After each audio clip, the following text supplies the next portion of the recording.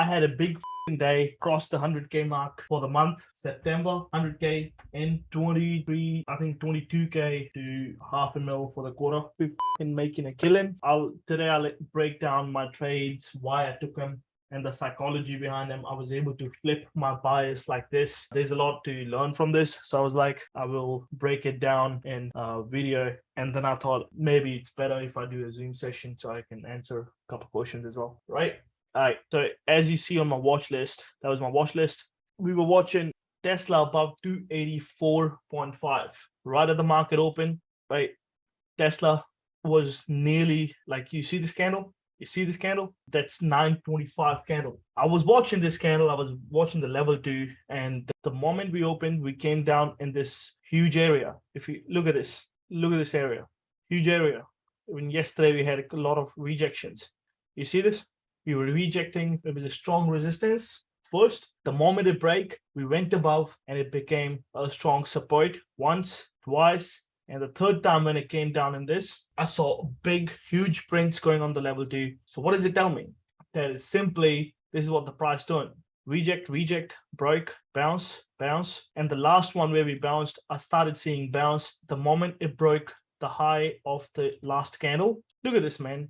The moment it broke this, I was like, okay, I'm going to add some size in this. So if it broke my critical level that I was watching, 284.5, I'll add 3 more. So the moment we broke, I was already in. I think I had like 40 contracts initially that I added another 40 or I think I got filled in like 33, 34 of them. So I had like close to 80 contracts, 75 contracts on this at the break of this. And my premiums were really nice because I entered big chunk when I saw a break of 284, especially when we saw a bounce of this level and we came and broke the 284 really quick. So this was the biggest trade of the day. Won't say the biggest, but it was a quick money and straight. We went to my next profit target. I took a little bit off. So here's the thing: if you have a level, just think of the people like me who entered right at the market open. What are they gonna do? Especially after a big, huge gap up day, they're gonna take profits at the next levels, right? 286 was a level because of right here. It was a strong level on an hourly chart. Look at this. This is a 60-minute chart. This was 286 was a huge area. See this once a bounce. And even in the past, 286 was getting respected quite a lot. You see this 286. A lot of times we bounced. So I was like, all right, we just made a $2 move up. And what are the chances that they're going to keep on going higher? So big profit taking happened the moment we first came here. I think I got rid of like 30 or 40 contracts. And then we came below. You see this? We saw a little pullback. Price went, saw a little pullback, tried to break again. I was still in the rest of my contracts, which was very good. Broke above, retested, made another move. And when we made another move, man, I swear to God, level 2 was telling me around 287 area.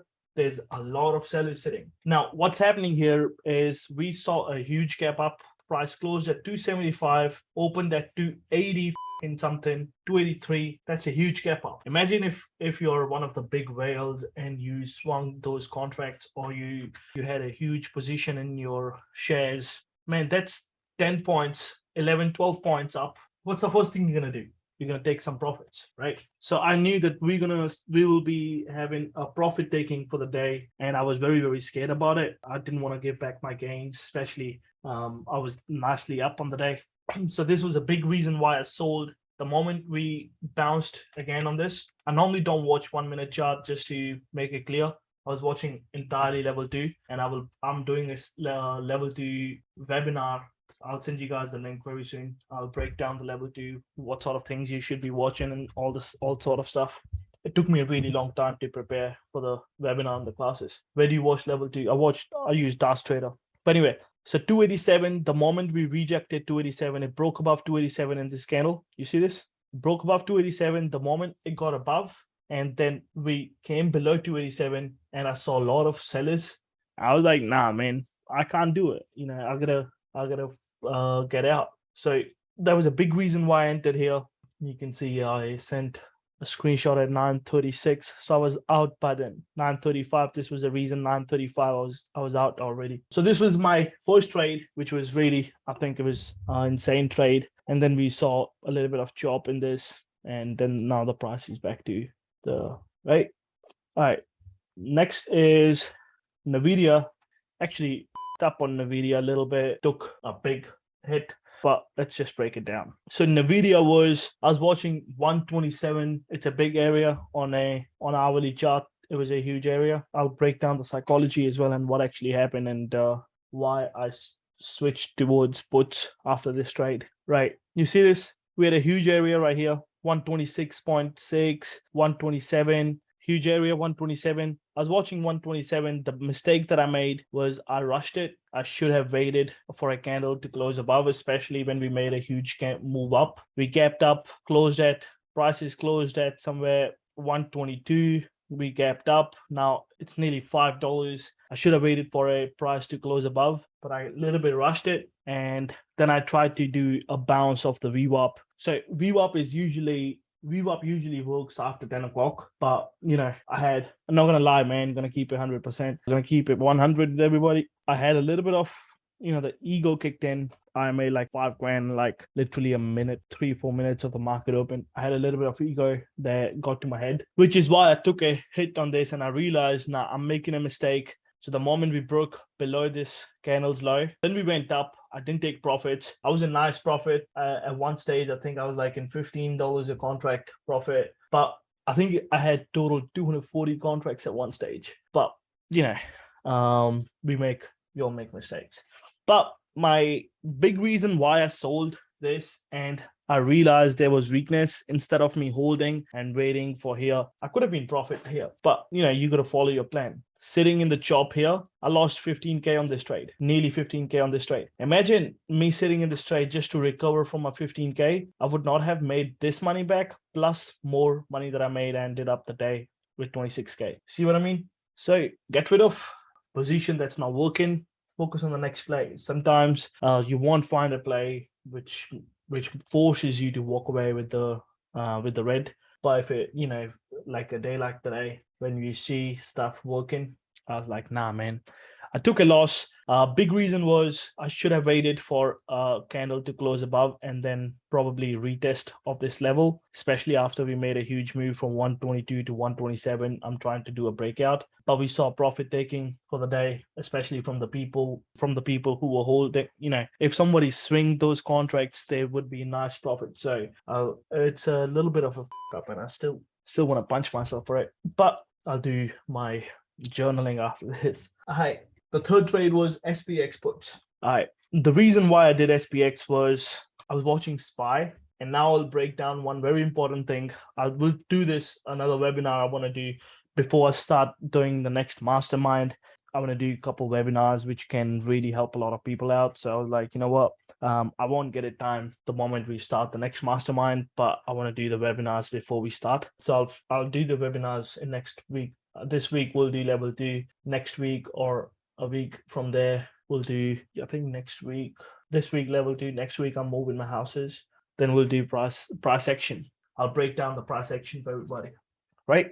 But anyway, so the big reason why I entered puts on this, I was watching SPY's chart, but I entered SPX puts. All right, let's see. Everybody have done my mastermind. You guys will know big reason why I actually did this. So at a strong level of 270.3, you see this? The strong level 270.3. The reason why I played puts instead of going long was we saw a big move from 367.5 and price is coming straight to my critical level. What's the one thing? I think I made a video on little short video for my Instagram as well. What's the one thing that you want to look for? Anybody from here? Before we see a critical level break, what's the one thing that you want to look for? Volume? Nah, not really. Yeah, volume is one of them. But before a critical level break, you want to see level 2. Yeah, one of them. But no. Consolidation. Boom. Consolidation. You want to wait for consolidation. You want to see a little consolidation before the level break. If we see a consolidation, it'll be a nice move. Otherwise, we see a lot of false breakouts like this. In this case, we saw a false breakout and a lot of people would have got caught. Just think of the psychology here. where do you think this was this was a simple play, right? This was a simple play, and the market makers, what do they want to do? This was yesterday's high. How many people out there would be like, okay, if it broke yesterday's high, especially when it's so bullish and especially when we gapped up, what's a lot of amateurs, a lot of people doing? They're going long either above the pre-market high or they're going long above the critical level, right? When they're buying, what happens? So if someone wants, so just think about it. If you're selling, that means someone has to be buying on the other side, right? Does that make sense? If you're getting rid of your contract, of your shares, someone has to be buying them. That's why you'll be able to sell, right? Like if you want to sell your phone, someone has to buy it. Otherwise your phone is, nobody wants your phone otherwise, right? So it's exactly the same in the stock market, right? The moment we break critical levels, that's where a lot of buyers come in. That's where the people who are sellers in the market, they dump their shares. It's one of the strategies that have made me a lot of money. A lot of money. And we'll talk about this. I think we'll do this on 13th or 12th, October 12 or 13th. But anyway, so it got above. I was like, we haven't seen any consolidation. I want to play puts. Went straight up.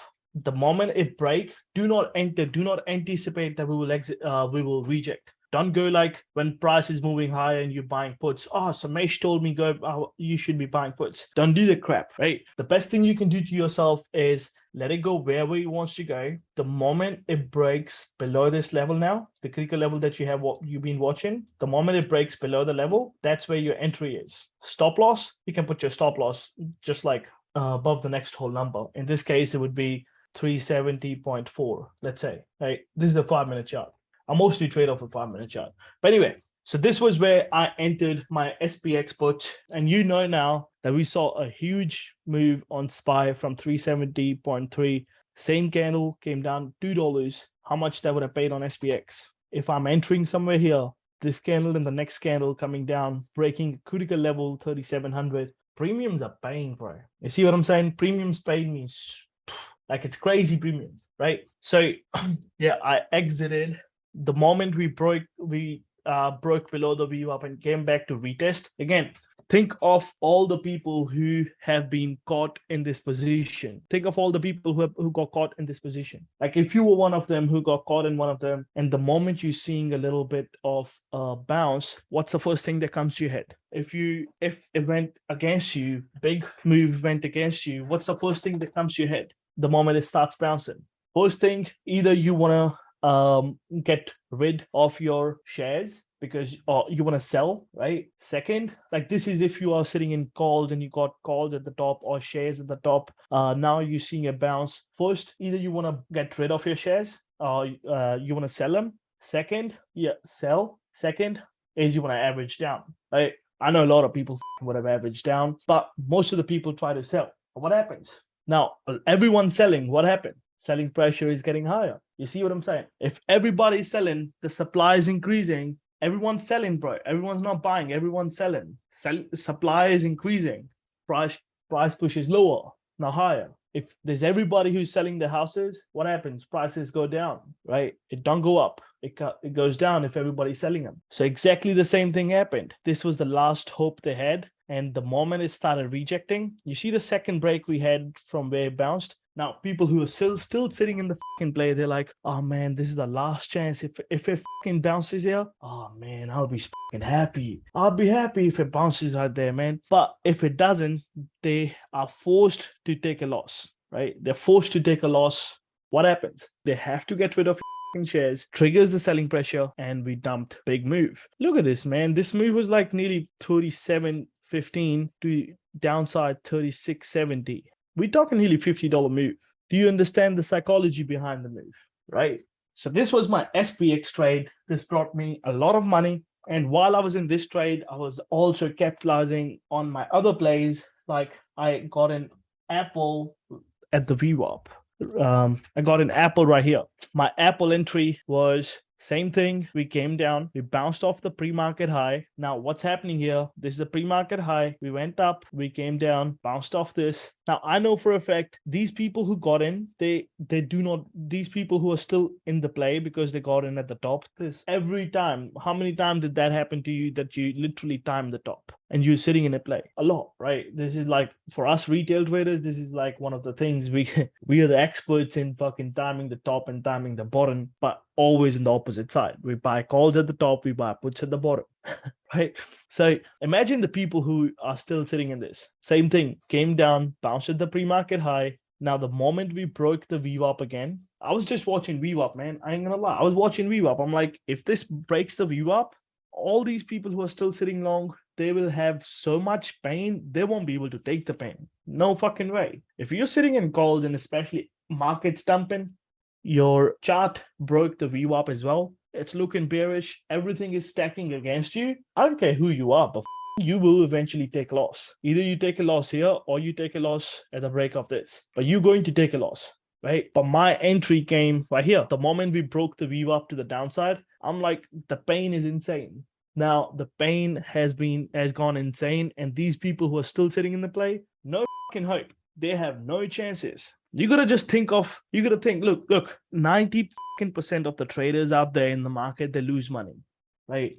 And our brains are wired in a way where we lose money. The stock market is wired in a way where it want to take money from us, right? So what we do, we understand the psychology of what other people would be doing, and we use it to make money. There's two options. One, you be a part of people so they can take your money away. Second, either you take other people's money. As simple, right? You do not make money, man. We do not make money. We take money. This is the business we are in. We're not feds. We don't make money, right? If someone else loses money in the stock market, we take money from them. You understand what I'm saying? So we just got to understand, okay, this is where a lot of people will be taking losses. And if they're taking losses, that will trigger the selling pressure. Look at this candle. Huge candle on Apple. And if somebody have traded Apple here, you guys know this candle would have paid. You guys getting my point? Is it making sense? Yeah. All right. So where was my exit? My exit was somewhere around here. I think not. I was still in this trade. My exit was somewhere around here in this zone. I wasn't in big size on Apple puts. I had them. And the other contract that I had at the same time was I entered actually entered SPY puts while I was doing SPX. I told you guys where I entered SPX, right? It's exactly the same thing. I just wanted more because I was like, right now the pain is at a level where a lot of people are not able to take it. So I want to capitalize on it. I was in SPX puts. I got in SPY puts. I got in Apple puts. I just wanted to fucking take every single cent I could from the position that I have understood the psychology about. Right? Rather than taking 500 trades, 500 different scenarios, I picked one and I milked it. Right? Same thing on SPY that I did. I entered at the top right here. The moment we came rejected of the VWAP, and I was holding this trade up until we went to 200 EMA right here. This is 200 moving average on a 5-minute chart. This is where I was like, all right, I'll get out. But when we broke below this, I was like, nah. As soon as it reclaims, I was like, nah, man, it's gonna bounce, and we did bounce, right? Do you guys hear the disturbance in the back, or is it fine? All right, so that was my SPX done. The video. All right, Apple SPY. The last trade was Tesla 10:05. All right, this candle, 10:05 candle. Again, one thing. What did I explain about people who are sitting in long positions? Where do they get the moment they see a bounce, either they want to get rid of them or and the market makers know this, right? And averaging down, or they will be selling, and they use it against people. This was where I entered, right at the top. It broke the VWAP to the downside. Let's say this is the VWAP. It broke to the downside. It came back, retest. That was my entry.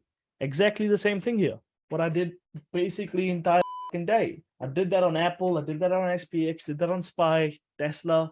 Literally same thing. But for me, exit was here. Why? Because that was our pre-market high right here. Look at this. I couldn't afford for a play to go against me. I had a good profits. I didn't want to risk too much. And I also was in other plays. So I realized that this is a critical level coming. Pre-market high coming. A lot of times you'll see if a play went above pre-market high, we will come down, we'll bounce off the pre-market high, and we'll keep going. I didn't want it to be in a even if it bounced for a little bit and then reject, I didn't want it to be in a play. You know what I mean? I just wanted to stay out of it. So this was my last trade that I did on Tesla, and entry here. This looks small move, man. Look, this looks small move, but from 286 moving towards 284.63. That's over $1 move.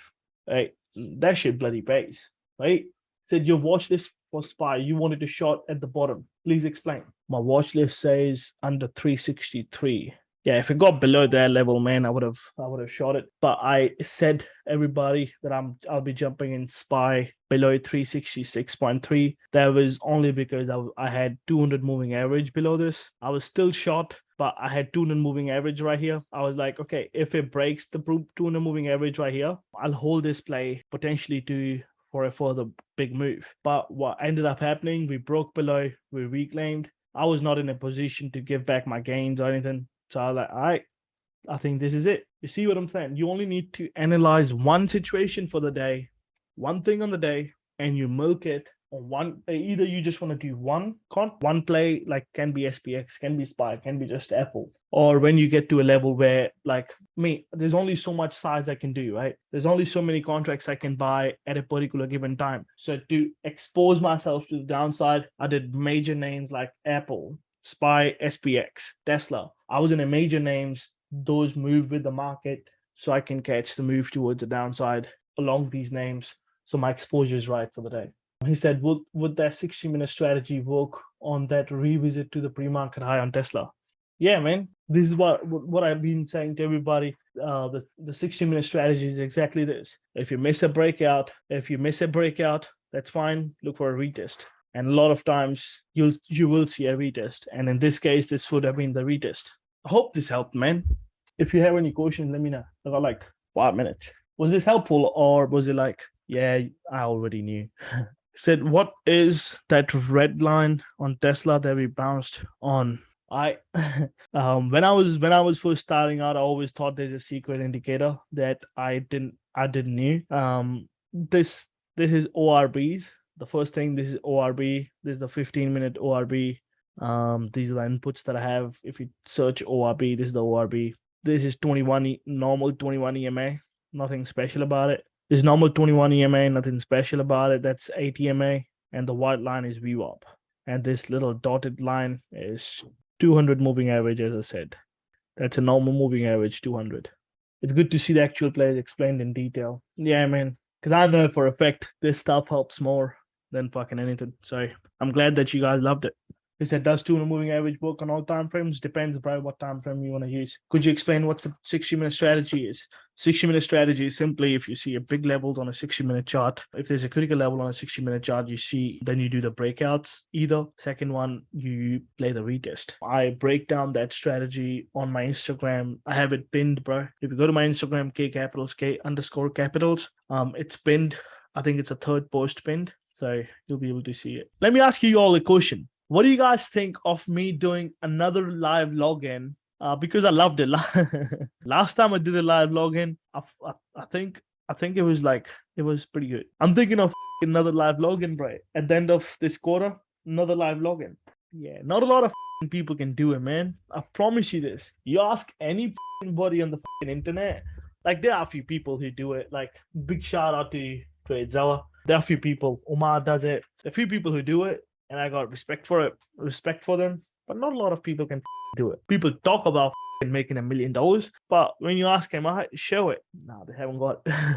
They're peeing the goddamn pants. They're like, oh yeah. Oh no, I don't do that shit. All right, yeah, right. You want to sell your course? You want to sell your subscription? You don't want to showcase that you actually make money? No, they don't want to do it. I have done. I think I did it in end of last quarter, end of June. Yeah, I did it end of June. I did it. I think I was up 1.13 mil for the year in for 6 months. I did the live login, and I got a lot of love. A lot of people reach out to me that it was good. I was just wondering, should I do it again, or should I do it at the end of the year, whole 2022? But I'll do it at the end of the quarter. Like, thanks for sharing, and I appreciate you all, man. I appreciate you all. But anyway, on that note, I think nobody has any questions. We'll end it up right here. And thanks for attending. Let's get money.